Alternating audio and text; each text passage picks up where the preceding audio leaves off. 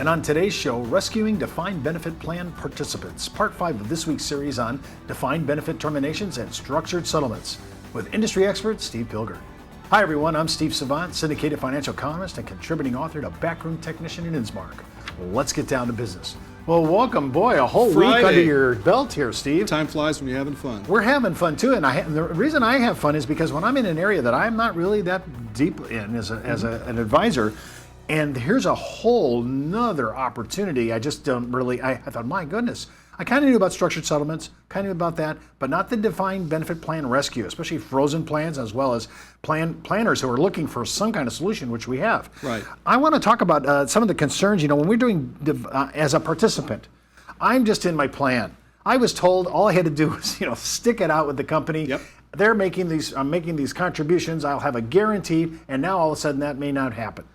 Talk about why, from a plan participant, where do I go on this? Well, plan participants, rightly so, based again on what we've seen in the media in recent years with plan changes and things going on with pension plans, is you're opening up USA Today or you're opening up your favorite local newspaper and you're saying, well, the promises that I was given at the time that these plans were put in place, my company was contributing to them.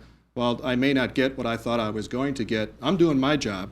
And I'm going to see it through to retirement, but now I'm seeing that there's reductions in benefits, or this notion of my plan isn't fully funded, and so they have questions about what's going on here.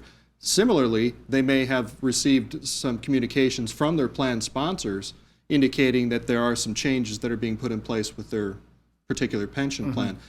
You lump all that together, if I'm the average participant just trying to do my job, knowing that I have this retirement benefit when I retire, I'm concerned.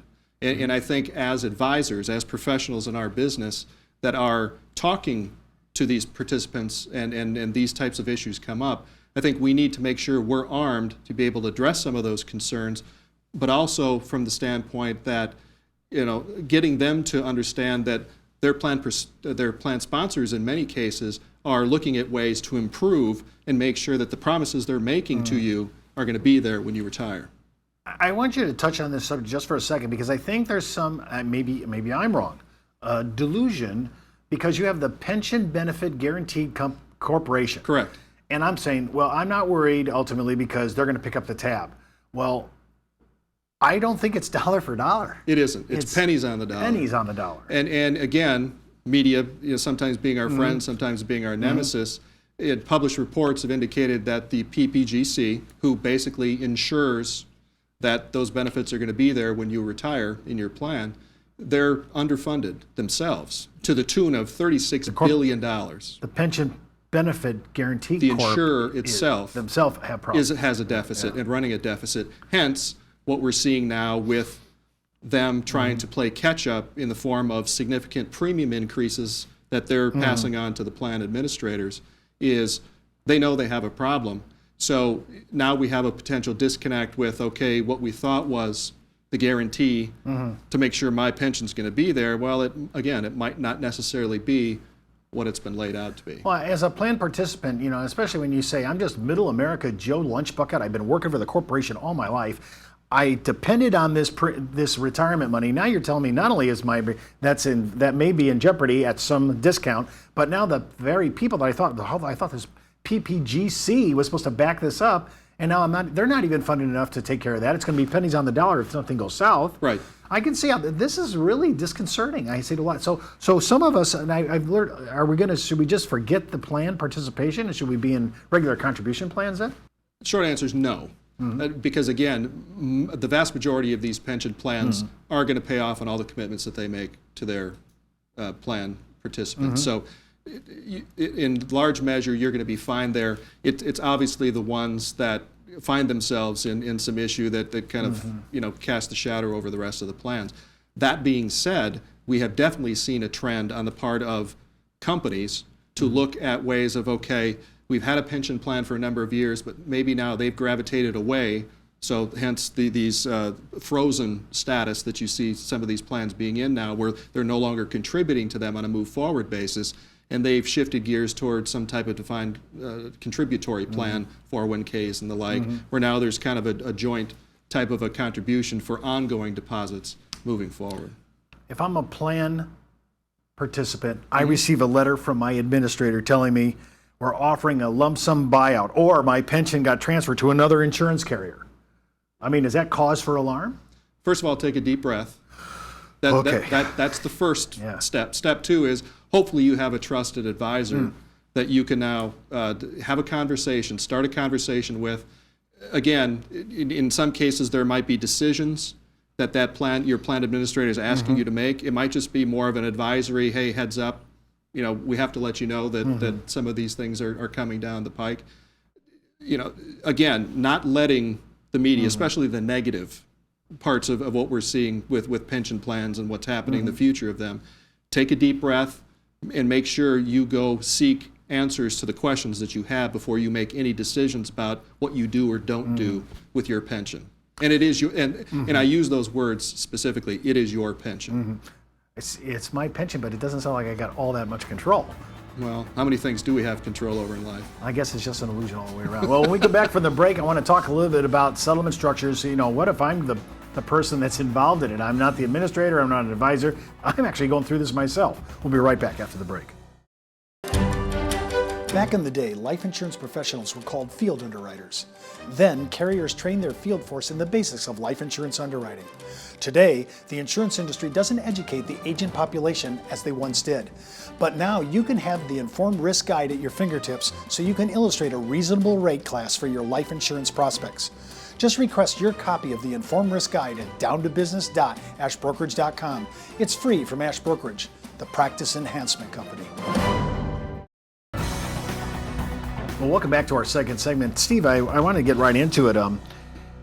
If I'm an injured party, we're talking about structured settlements again. Do I know, as the injured party, what my options are? Do I have any idea what I can get out of this? What are the structure? Is my attorney going to help me on this? Is it my advisor? Who helps me make the decision? My experience has been that the kind of the driving part of any of these structured settlements tends to come from the defense side, so maybe not necessarily the injured party. We always recommend that in the case of especially like an injury claim or something of that order, that we want to make sure that there's representation on both sides, and we being kind of the collective group of professionals that would help not only mediate but then ultimately negotiate and execute a structured settlement. From an injured party standpoint, again, just in the previous segment when we talked about take a deep breath, and the hope is that you have a trusted financial advisor, someone who can help steer you along the right path, get you to the right resource to make sure that your issues and your claim is represented and not being dictated to you by someone else. I'm always thinking if I'm injured and I had to go through something, I would think, well, I have needs today and I'm going to have future needs tomorrow. There's inflation. Do they incorporate all that into a settlement? Absolutely. Anything from cost of living adjustments to that set out of the stream of payments. Maybe there's something where, and this comes up commonly with minor children, maybe lump sum distributions for college educations, or in special needs situations, maybe for large purchases, equipment, or certain things that are needed, over the life cycle for that individual. So these types of things can be built in. And again, it provides certainty on the part of the injured party that, okay, here's how this money is going to be accessed and paid to me on a move forward basis. Now, and I've talked about you just about inflation. I have future needs. I'm trying to figure out what my actual commitments are, my domestic expenses. Now, what about the taxes that go with this? Taxes in the situation of, again, Internal Revenue Code qualified structured settlements, tax implications are none on the part of the injured party. The plan's put in place. It meets the definition that the IRS gives us. Tax-free income for whatever. No federal, no state income tax on the income that's paid out of that structured settlement. Well, that's kind of comforting, I guess, if I'm going to go through a trauma of life. That adds to it. How do I satisfy, what happens if I need to satisfy a judgment against me? I'm the bad guy now. Okay, I did something wrong. You're now the nail, not the hammer in that situation. From your standpoint now, it's from the standpoint that you're saying, I have a liability claim against me. I've now put this agreement in place where now I owe this lump of money. to an injured party. Well, in that situation, I want to make sure as the payer in that transaction that that satisfies any remaining liability, that this is put to bed and we're done with it. But also now with the tax situation on my part, I'm able, because of that lump sum agreement payment, I now have current year tax deductibility, again, within the Internal Revenue Code on that lump sum payment. So there's some benefit to me as well, even though I'm the one who's providing the payment to the injured party. Do these injured settlement discussions or conflict, they have to go through, conflict resolutions? I'm sure there's a back and forth to finally come to a settlement. Mediation. How long does mediation take, Steve? How long does it go Depending on the unique case, and again, my experience has been they can be a very amicable, very, kind of a, finite period of time, give and take, and a resolution is made. But again, you add any layer of complexity or, the relationship between the parties involved, it can be a complicated and somewhat protracted process. Again, the key being that both sides are representative and the expectations are kind of given to them as far as what the process is going to be and how long it might take. Now, on all these settlements, again, we go back to our industry, these are really being taken care of. The product solution is almost always annuities. Correct. Okay. And is it different kinds of annuities? A settlement itself, is that a annuity, or is that a shelf life or a shelf product? Or no, this is a specific annuity built just for settlement options? First part of the answer, fixed annuities. 99.99% of structured settlement annuities are fixed.